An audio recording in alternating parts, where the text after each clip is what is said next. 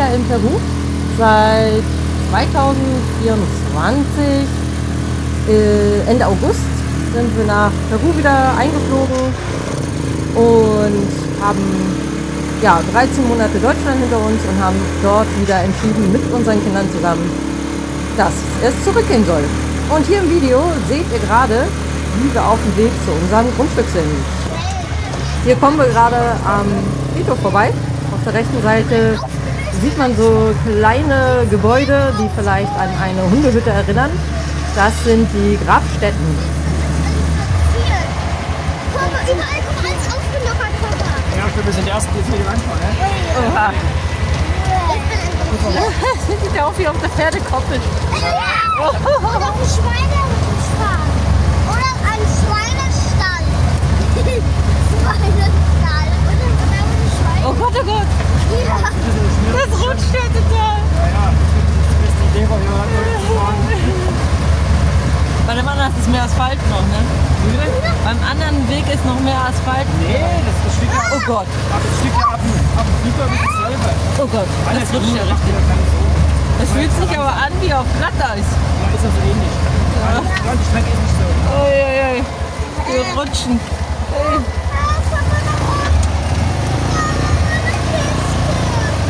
Motorrad vielleicht.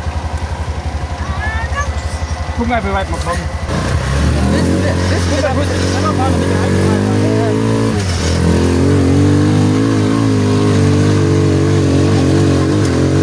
Ja, wir haben jetzt Ende der Regenzeit, nicht Ende der Regenzeit, Anfang der Regenzeit. Und die Straße hier ist sehr, sehr lehmig. Und ja, den Abend und den Tag zuvor gab es große Regenschauer. Und wir sind das erste Mal jetzt als Familie zusammen mit unserem Fahrzeug auf dem Weg zum Grundstück und haben jetzt das erste Mal einen Eindruck bekommen, was dann für Straßenverhältnisse gegeben sind. Es sind ca. 1,5 Kilometer vom Asphalt bis zu unserem Grundstück und es geht die meiste Zeit eben bergauf.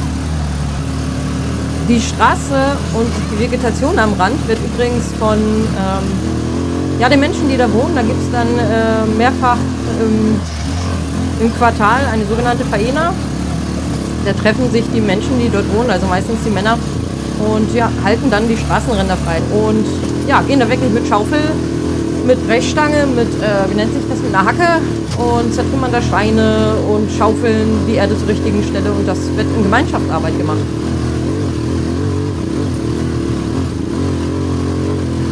Ja, an der Stelle geht es dann das erste Mal nicht weiter. Und die Motorkraft reicht an dieser Stelle nicht aus. Und deswegen werde ich da gleich aussteigen und hinten mit anschieben.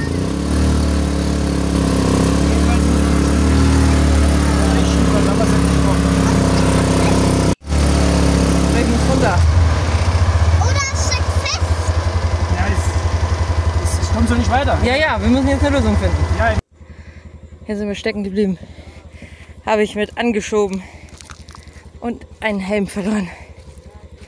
Das ist voll die Matsche. Richtig die Matsche. Boah. Das ist ja wie auf einer Schlammparty. Voll die Lehmerde hier. Ich habe gleich ganz dicke Sohlen. Ich habe gleich ganz dicke Sohlen.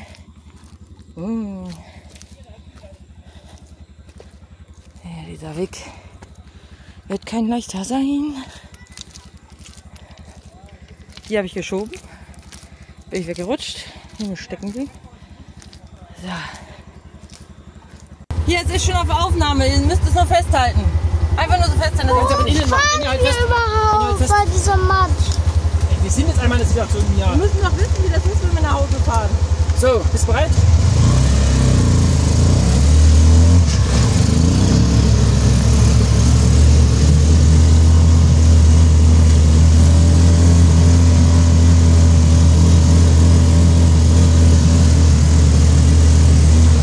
Ja, ich habe mich da hinten drauf gestellt, um das Gewicht des Fahrzeugs nach hinten zu verlagern, damit die angetriebene Achse den Bodenkontakt hat.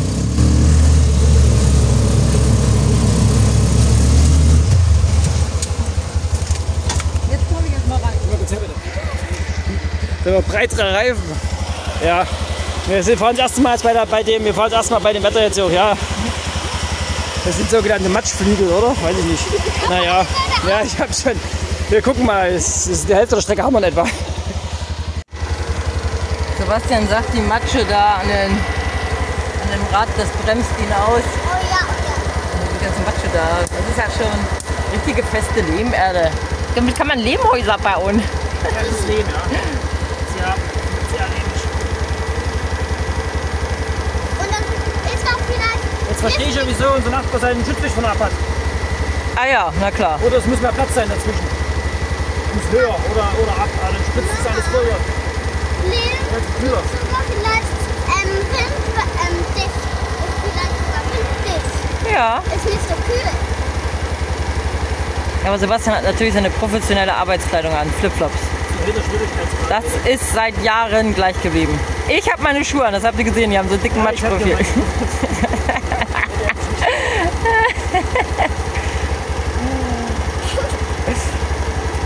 glaube nicht so viele Fische, Guck doch mal bitte die Umwelt schon. Oh, da kommt ein Nachbar. Der sagt uns gleich, wie schlecht der Weg ist. Das Stiefel, das ist Matsch. Das ist so, oh, Fuß noch. Oh, wie matschig. Der sagt bestimmt was. Er denkt sich, warum fährt ihr So sieht's aus, wenn wir zu unserem Grundstück wollen. Warum sagst du das Kreuz? Weil die Zuschauer Deutsch sind. Nein, das ist kein Live-Video. Ja, ein Großteil der Fahrt stand ich wirklich die meiste Zeit hinten auf der sieht man nämlich dein Gesicht von der Stoßstange und habe manchmal gewippt und mein Gewicht sehr weit nach hinten, nach unten verlagert. Und ganz am Ende haben mir sogar die Arme so da wehgetan, dass ich kaum noch Kräfte hatte, mich festzuhalten. Aber wir haben es nachher allmählich immer weiter geschafft.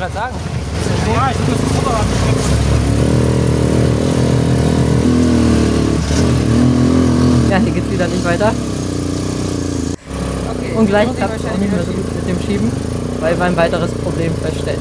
Vielleicht reicht es ja, wenn wir mich hinten draufstellen. Jetzt stehen wir wieder an der leichten Anhöhe noch. Und gerade kam unser Nachbar uns entgegen, der uns mal nett darauf hingewiesen hat, dass unser Vorderrad durch das Schutzblech so zugesetzt war mit dem Lehm, dass sich das nicht mehr mitgedreht hat, sondern einfach von den anderen Rädern angetrieben, nur noch geschoben wurde. Und hier sieht man das auch. Das ist einfach nur so rübergeschoben und deswegen fällt es jetzt gerade so dem Fahrzeug so schwer, diesen Anstieg zu schaffen, der viel geringer ist als vorhin der große Berg. Genau, und Sebastian hat Gott sei Dank ein bisschen Werkzeug dabei und er schaut jetzt, dass er das Schutzblech einfach abmontiert. Das löst jetzt auch die Frage, die Sebastian und ich manchmal hatten, warum hier manche Einheimischen ohne solche Schutzbleche fahren, weil wenn man jetzt nur in der Stadt fährt, dann spritzt man sich natürlich das ganze Schmuddelwasser dann ins Gesicht, aber bei dem Lehm hier, da ist das schon eine gute Sache. Es ist ja hier richtig, es war alles hier im Rad, alles so richtig weiche Matschlehm.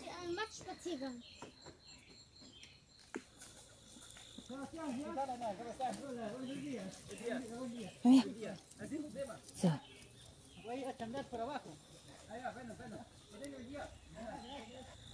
Die hat gesagt, die will es nicht. Vorhin schon, als du zur Tür hingeklappert bist. So, wir sind um ca. 8:30 Uhr gestartet. Jetzt ist 9:15 Uhr. Nee, wir sind nicht halb 9 losgefahren. Wir sind wann? Wir sind um 8 Uhr los schon. Ah, dann haben wir stärker eine Stunde gebraucht. Was brauchen wir sonst?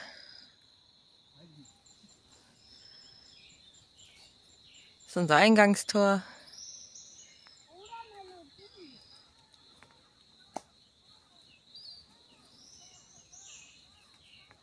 Hier vorne soll übrigens mal eine lebendige Hecke entstehen. Die ist jetzt, weiß ich nicht, 1,5, 2 Jahre alt. Die muss ein bisschen mehr gepflegt werden und dann kann irgendwann der hinterliegende Stacheldraht weg. Und dann haben wir hier eine lebendige Hecke vorne.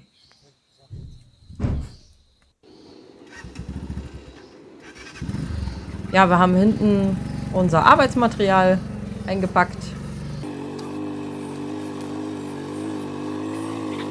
Da ist auch unser Hund dabei. Buddy.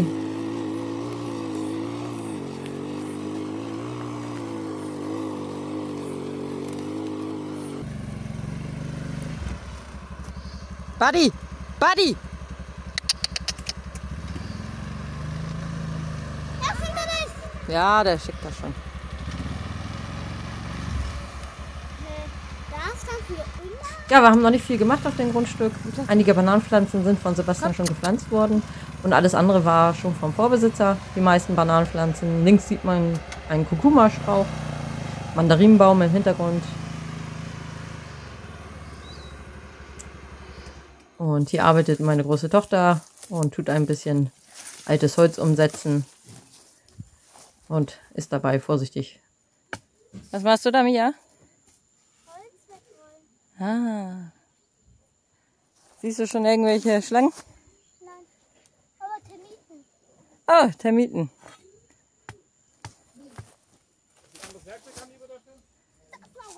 Die zersetzen das Holz, hä?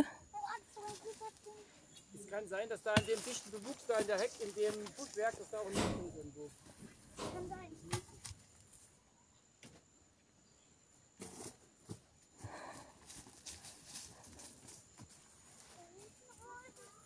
Käfer da wie Pilz aussieht. Ja. Sebastian bereitet die Muttersense vor und die Kinder haben irgendwie einen komischen Käfer entdeckt. Da gehen wir mal gucken. Ein komischer Käfer. Wo denn? Wo ist dein komischer Käfer? Pass mal auf, dass du die nicht ab... Na dann gucken wir mal. Ich sehe keinen. Käfer nicht da. Mann, abgehauen. Hm. Hier ist aber auch ein Käfer. Nee, Wo? so größer. Hier ist ein kleiner Käfer. Okay, der ist nicht mehr da.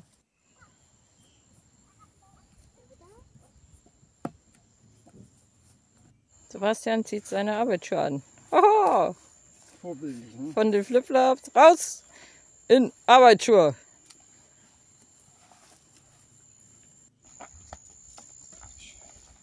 Wusste das hier?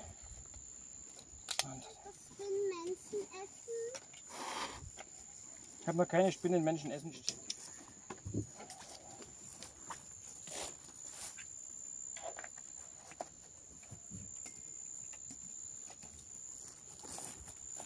Ja, Sebastian fängt jetzt gleich an, eine Fläche frei zu machen, wo wir geplant haben, einen Unterstand, Carport, zu errichten. Das wird mit das erste sein, was wir dort machen wollen, um auch, ja, wenn es mal regnet, eine Überdachung zu haben.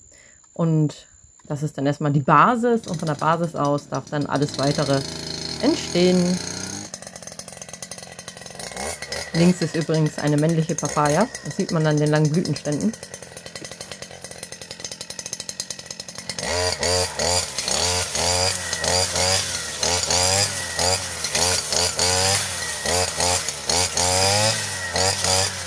Das Haus soll dann später noch weiter auf den Hügel hoch. Dann hat man nämlich eine super Aussicht. Wenn man nach links runter schaut, da kann man auf die andere Bergkette gegenüber liegen schauen. Hier drehe ich mich nochmal zum Eingang.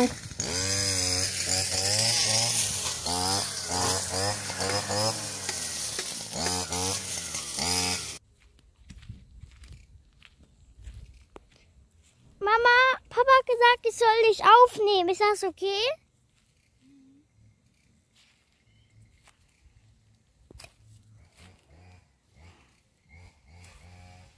Ja, ich mache da gerade die Bananen frei und mulche sie dann im Anschluss.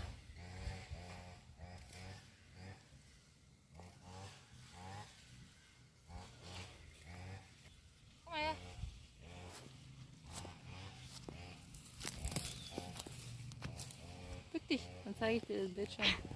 Das Video ist, komm mal her, dreh mal um. Ja, hier hat Sebastian schon etwas Fläche geschaffen. Sowas dauert natürlich alles, auch mit der Motorsense. Nimmt sowas schon ganz schön Zeit in Anspruch, besonders wenn der Bewuchs so dicht schon geworden ist wie dort. Ja, wir haben geplant, in Zukunft weitere Videos für euch zu machen.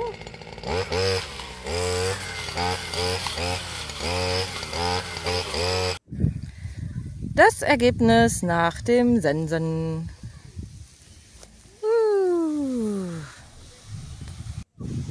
Und unsere ökologischen Vorziehgefäße. Statt Pflanzsäcke haben wir hier Trinkkokosnüsse, einen Löffel ausgekratzt und mit Erde befüllt. Und Samen natürlich. Und was dieses Dreieckding ist, das erklärt euch Sebastian in einem anderen Video.